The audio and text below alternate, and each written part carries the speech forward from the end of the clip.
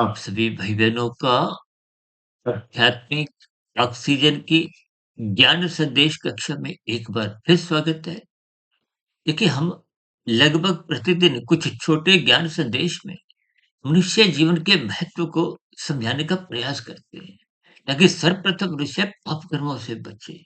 देखिए, आप अपना राशि स्थितियाँ जितना भी बढ़ाने लगते हो, ये बिगड़ा हुआ रजोगुण भले ही प्रत्यक्ष रूप से देखिए यदि आप कानून का भी पालन करते हो, शास्त्र विहित भी कर्म करते हो, तो भी ये संसार को इकट्ठा करने में कोई समझदारी नहीं है। देखिए शास्त्र बार-बार कहते हैं, ये संसार अपने आप में अपूर्ण है और भगवान श्री कृष्ण जी ने तो यहाँ तक कह दिया कि ये संसार दुखालय है। दुखालय का अभिप्राय यहाँ दुखों की स्थितियाँ बनी रहती हैं। हमने आध्यात्मिक ज्ञानात्मक चैनल में त्रिविध ताप पर एक विस्तार से चर्चा रखी थी।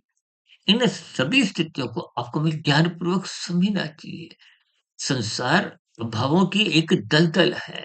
भले ही आप स्थूल शरीर के स्तर पर कुछ सुख सुविधा की स्थितियाँ विशेष स्तर पर प्राप्त कर भी लें, कुछ मान प्रतिष्ठा के स्तर पर कुछ सरकारी पद ऊँचे स्तर के प्राप्त कर भी लें, यानी कि ये सुख सुविधा के साधन, मान प्रतिष्ठा की स्थितियाँ, ये सत्ता की स्थितियाँ ये अंतोगत्वा भी उनको में मन बुद्धि के स्तर पर तृप्ति नहीं देती।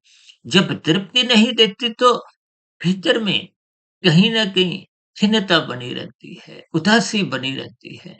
इसलिए तो कहते हैं एक संसार ये अपूर्ण स्थिति है, जबकि पूर्ण परमात्मा है, परमात्मा अनंत स्वरूप सत्ता है।